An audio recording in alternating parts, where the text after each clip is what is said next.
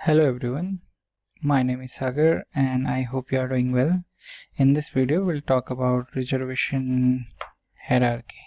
Okay, so in simple terms, so basically whenever you create any kind of transaction, okay, so in which order, right, the reservation should be done, so that is something governed by your reservation hierarchy. Okay, so for example, you first might reserve items based on your site first, and warehouse, then might be your batch, serials, etc, etc.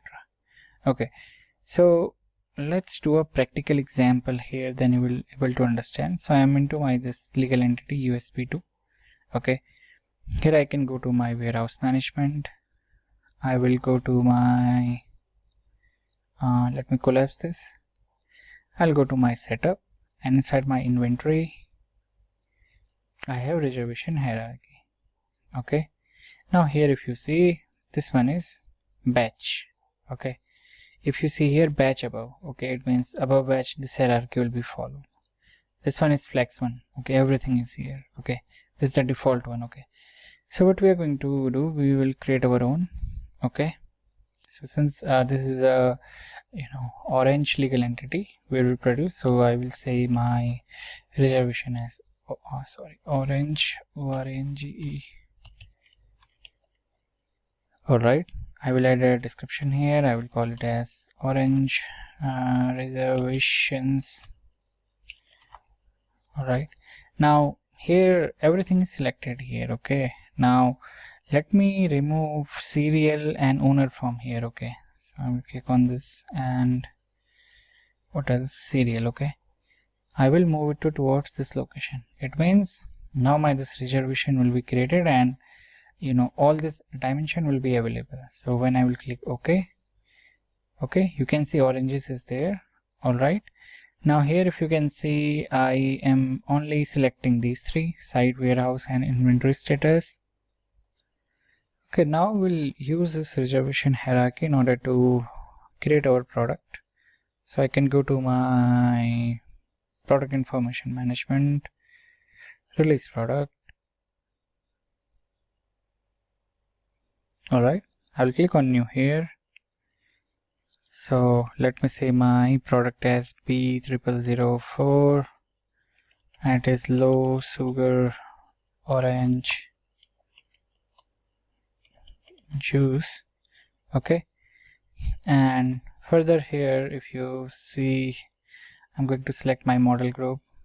So interesting thing is here I am selecting the FIFO one. Okay, so basically let me first of all complete this, then we'll discuss more. And here I will select my orange juice, and my storage and tracking dimension group, I will go with this one.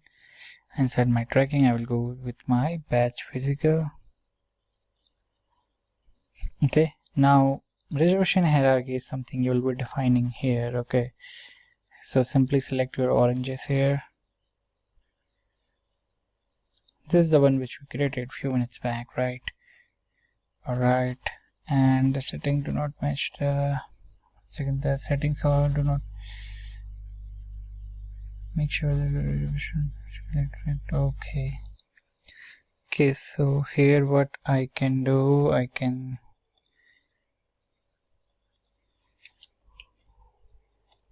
batch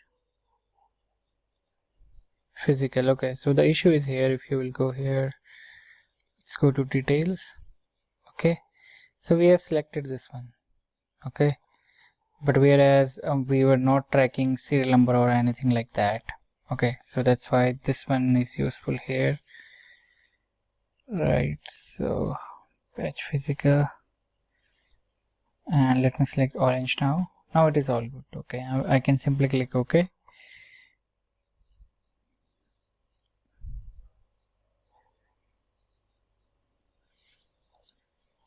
Okay, alright, so here my reservation hierarchy is already there. Now one thing I missed out here is I also need to define my unit sequence group ID. So let me collapse all. expand all.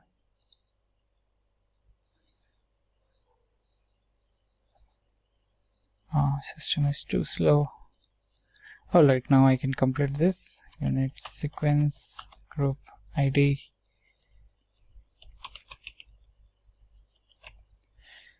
Here we go.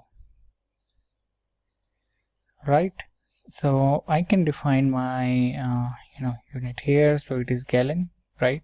So the gallon unit sequence will be added here. So if I open this, I can even see the unit sequence group ID. So if you remember, in last video we have seen about the importance of unit sequence group as well. Alright, so this was about our reservation hierarchy. Now in actual scenario, what will happen, as we have selected our FIFO as well. So let's say if you have 100 items, okay, for this for this low sugar orange juice, okay, let's say you have 1 to 100. So the items, okay, which will have like expiry very much nearby, that will be used for the transaction first. Okay, so that is all about reservation hierarchy and how we can add a product to reservation hierarchy and its significance. So thank you for watching this video.